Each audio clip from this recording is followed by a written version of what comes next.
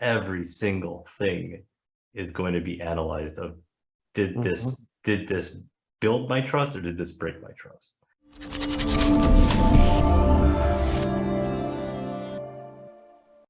Any tips or ideas of like things that you've seen that people have done to be able to create trust in an organization? Yeah, this is one of the hardest things, is especially coming into an organization versus starting up a company. When we talk about the differences, is that when you are making a shift to build trust, again, thinking about that microscope of every single thing is going to be analyzed of, did this build my trust or did this break my trust? And we're talking small things, like we're going to have a happy hour and there's going to be burgers and pizza and beer, and I only get burgers and pizza, and people are like, I thought there's gonna be beer, right? And it seems like it's not a big deal, but when you're walking that tightrope, it's so critically important.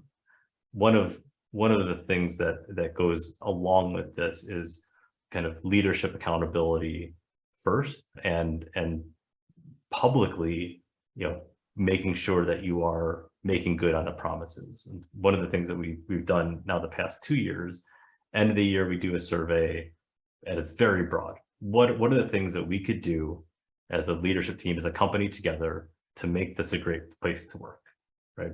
No real prompts, no real guiding things, not a rank this 1 to 10. You tell me what you would want for this to be a great place to work. All right, we tabulate that, analyze it, and every year, again, past 2 years, we come up with a list of the top 10 to 15 things. Here's what we're hearing from you. And personally, every month, we have an all hands meeting. Every month, I get up and I look at that list, and it's behind me as I'm doing the presentation, and I'm either hitting those things, in which case I'm super excited, or I'm missing those things, but I'm missing them in a public way. And it's saying, I made this bond with each and every one of you, that this is the stuff that you think is important.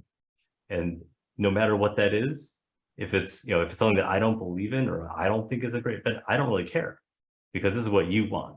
And to show that I'm holding myself accountable for the things that we collectively have thought was the right path, the right way to go, I think it's incredibly powerful. But it takes time.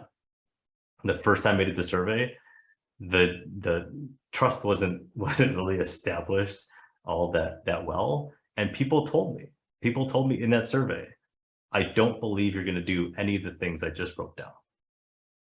And so we're figuring that out. But last month, one of the things that we thought was done, and is a benefit that we thought was we were going to be implementing, it came back, and it wasn't done because there were some legal contractual things that we didn't like about the provider. And so literally yesterday, we had an all hands meeting, and I had to get up and say, listen, this didn't happen, and this is why it didn't happen. I'm going to make this happen, hopefully by the end of the year. I was excited about this being done, and it's not done. Here's the reason why, and here's what we're going to make this a difference. And that issue 2 years ago, or a different organization, I guarantee you there would have been huge amounts of anger, huge amounts of disappointment.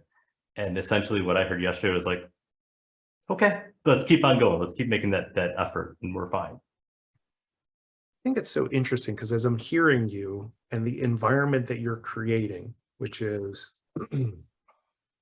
let's create transparency. We're going to talk about it. It's aspirational because it's not fully implemented, which requires trust, which requires people being authentic in their own self and honest, right? And how, as a leader, I'll tell you what, it's super comforting to me to know that I don't have to think about everything. I don't have to come up with every idea, that you are empowering people to give them permission to say, yes, there's absolutely things that you're going to see that I'm not going to see because you're at the front lines.